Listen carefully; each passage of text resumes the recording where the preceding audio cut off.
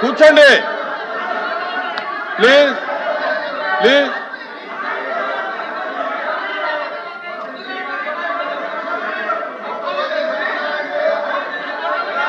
కూర్చోవాలి కూర్చోవాలి కూర్చోండి దయచేసి మేడం కూర్చోండి కూర్చోవాలి.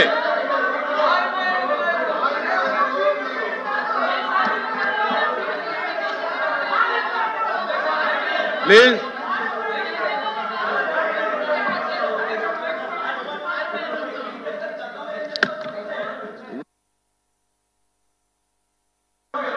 ప్లీజ్ ప్లీజ్ కూర్చోవాలి. మంత్రి గారు కూర్చోండి కూర్చోండి మీరు కూడా కూర్చోండి కూర్చోండి.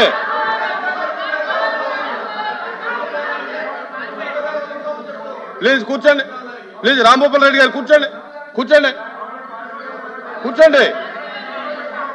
రవిబాబు గారు కూర్చోండి కూర్చోండి కూర్చోండి. ఇజ్రాయల్ గారు కూర్చోండి కూర్చోండి కూర్చోండి కూర్చోండి. సూర్యనారాయణ రాజు గారు కూర్చోండి.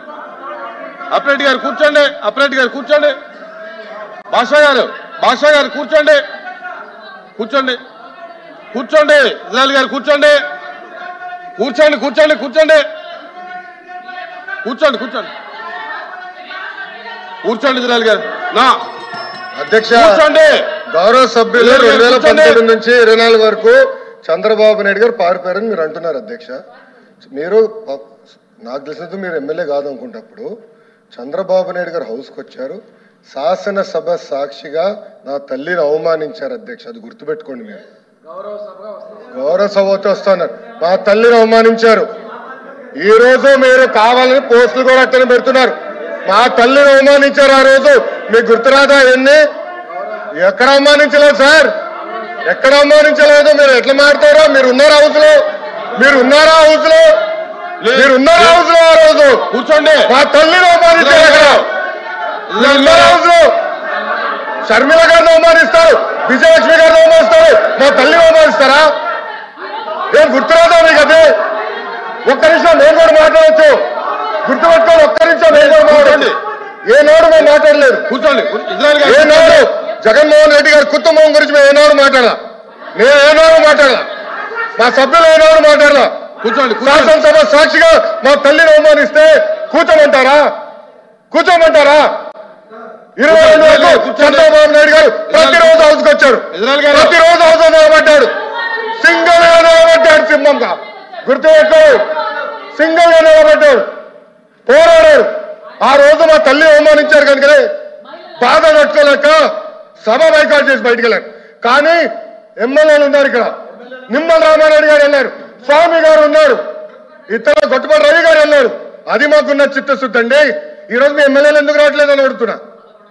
10 మంది జగన్మోహన్ రెడ్డి కాకుండా, జగన్మోహన్ రెడ్డి గారు కాకుండా 10 మంది ఉన్నారు, రాలేదు.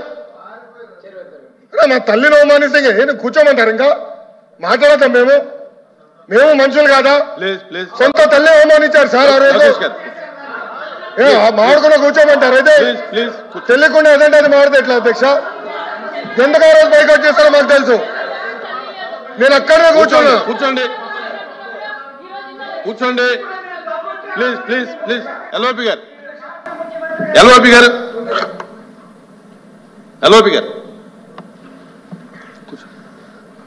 సార్, ఇప్పుడు సభ్యులు వచ్చి మాట్లాడారు. ఇప్పుడు సందర్భాన్ని వచ్చి తీసుకొచ్చారు. ఎవరు తల్లిని, ఎవరు చెల్లిని, ఎవరు కుటుంబ సభ్యుల్ని ఎవరు అవమానించినా సరే ఎవరు కూడా ఉపేక్షించేది లేదు, సహించేది లేదు. దాన్ని ఎవరు సమర్థించేది కూడా లేదు. దాన్ని ఎప్పుడు కూడా సమర్థించాం దాన్ని. అది అలాంటి సందర్భాలు వచ్చి మళ్ళీ మనం లేని సందర్భాలను ఇక్కడ తీసుకొచ్చి సభల్లో ఉండి ఏ సందర్భం మాట్లాడుకుని ఏం చేసిన రికార్డులో ఉండదు అధ్యక్ష. రికార్డులో లేని విషయాల్ని, అవసరం లేని విషయాల్ని ఇక్కడ తీసుకొచ్చి అనవసరంగా హోందాగా మనం ప్రవర్తించాలి అధ్యక్ష. ఒక తప్పు కానీ దాన్ని మేము సమర్థించట్లేదు. ఎట్టి పరిస్థితుల్లో సమర్థించట్లేదు. ఎట్టి పరిస్థితుల్లో సమర్థించట్లేదు అన్నారు. ఎట్టి పరిస్థితుల్లో సమర్థించట్లేదు. సమర్థించట్లేదు అంటారు సార్. అధ్యక్ష సమర్థించట్లేదు అంటారు. ఒక్క నిమిషం. ఇప్పుడు సమర్థించట్లేదు అంటారు. ఎవరైతే ఆ రోజు అవమానించారో టికెట్ ఇచ్చారు కదా అధ్యక్ష, మళ్ళీ సమర్థిస్తాం కాదా అది? ఎవరైతే మా తల్లిని అవమానించారో వాళ్ళకి మళ్ళీ టికెట్ ఇచ్చారు, వాళ్ళు ఓడిపోయారు, అది డిఫరెంట్ స్టోరీ. బట్ టికెట్ ఇచ్చినప్పుడు సమర్థిస్తాం కాదా అధ్యక్ష? అది ఎట్లా మారుతారు అధ్యక్ష? ఎల్ఓపి గారు దయచేసి ఆలోచించమని కోరుతున్నా. ఆ రోజు సమర్థించారు, టికెట్ ఇచ్చారు, ఓడిపోయారు ఆ వ్యక్తి, దానికని ఏమంటారు అధ్యక్ష?